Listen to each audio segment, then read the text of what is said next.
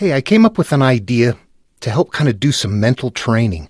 There's a way to read these verses conceptually, all of them, that they start becoming the same. I've got the Tao Te Ching and the Enuma Elish here. I'm going to throw down some comparative verses and not interpret them, but just tell you these mean the same thing. You go figure them out and see why, because they sound different. This will start training the brain to make that shift from analogous verbiage to what has to happen up here, plus a few other things. Okay, my name is Dan Paulson, everybody. I'm getting ready to do a walkthrough on the Enuma Elish, where we read through it and play it out in the psyche. That there is a creation story here, and then there is a recreation story here. So there's an emergence, and then there has to be a destruction, and then a start over.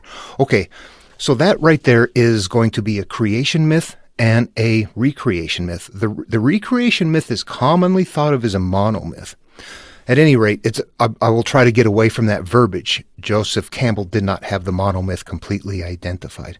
But I contend that these things are all teaching the same things. And sometimes you find verbiage from one place to another that is very close. And not a lot of people catch this. So what I'm going to do is read something from both the Tao Te Ching. I'm going to be using the Stephen Mitchell translation, and the Enuma Elish. I'm going to be using the Timothy J. Stephanie. I want to talk about this just for a second if you want to get one to go for a read-through.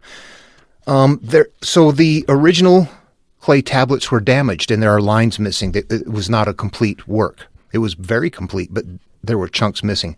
So the Enuma Elish proper, if you read through it, there's going to be missing lines and missing words.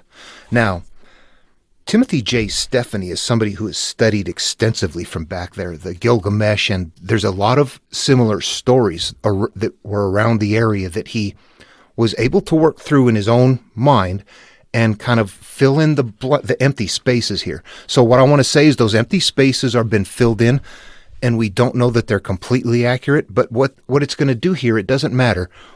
It's a complete read-through. If you're going through and trying to figure out what this is the first time around, you want it smooth and cohesive, and I like what he's done, so I'm going to be using this one. I just want to say that up front, because some people say, hey, there's some additional stuff in there. For what we're doing, we want that additional stuff in there. We want there to be a mental cohesive flow for us. In fact, he's identified that in the book, in the back, in the footnotes here, or endnotes. What do we got here? There's something, verbiage to the effect of there is a tablet 4, there is a gap of about 10 lines. Many of the missing segments in the flood story are taken from the Gilgamesh cycle tablet. 15 lines missing, partly recoverable from the Gilgamesh cycle. So you can see that what he's doing is using other material to backfill here. In fact, if you know the Atrahasis, the flood myth, those corrections I made were from that, or what I just read from that. There's a lot more in the back there. So this book includes both the Enuma Elish and the Atrahasis, which is the creation epic and the first great flood myth. Both of them are in here. And okay, let me make the comparisons. Bearing in mind that the Enuma Elish is like, what do we have here? Like 7th century BC from the ancient city of Nineveh. And some of the compositions may have arisen toward the close of the 2nd millennium BC. So very old, possibly even somewhere downstream of the Bronze Age, not very far down. Now, and where? Mesopotamia, the Middle East. We go to China.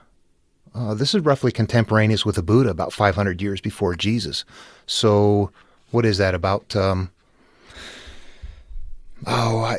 well over 1,000 years apart, and around the globe from each other. Having heard that, now let's read first from the Enuma Elish, and then I'm going to read from the Tao Te Ching. I'll post the script up here. Okay, as you can see, this is right at the beginning, right at tablet 1 right here. At a time when even the glories above had yet to be named, and unuttered was the word for the world which lay beneath. It was then that the first being, Apsu, who was their source, and the progenitor Tiamat, the mother who gave birth to all, intermingled their waters, producing neither field nor marsh. At a time when no divine beings had yet come into existence, there were no names to be spoken. and no fates pronounced. All right, the Tao Te Ching from Lao Tzu, China. Okay, again, number one, this is how it starts. The Tao that can be told is not the eternal Tao. The name that can be named is not the eternal name. The unnamable is the eternally real. Naming is the origin of all particular things. Okay, there are quite a bit different styles. The first one, that even though they're both teaching the same thing, they're not doing it in the same verbal style. It's like they're different puzzle packages. The way that they work in the mind are different. They're doing the same thing. Now, in the tablet one from the Enuma Elish from the Babylonians, they are actually going to be going through a monomyth style where they're going to be using characters in here that are parts of us, and they're going to be using a mental hierarchy to do the teaching. In the Tao Te Ching, they're not going to be doing that. The Lao Tzu is not doing that. He's not using a mental hierarchy. So you have to just know something like the name that can be named is not the eternal name. Okay, and it only sounds vaguely familiar at a time when even the glories above had yet to be named. And unuttered was the word for the world which lay beneath. So this one is going to be more complicated. The world is my world, my life existence. It has not come in. This is just before then. I'll hook you in right there too. So first of all, to hook into the Tao, the mental process, the easiest way is to use the Tao right here. You would have to know in the Babylonian one to play it out in your mind. It doesn't tell you that. In the Tao, it does tell us that, right in the first line. The Tao that can be told is not the eternal Tao. What we look at as our operative terms here is told and eternal. The Tao, the way, this lesson, whatever we're doing here, whatever we're trying to figure out, if the one that's told is not eternal.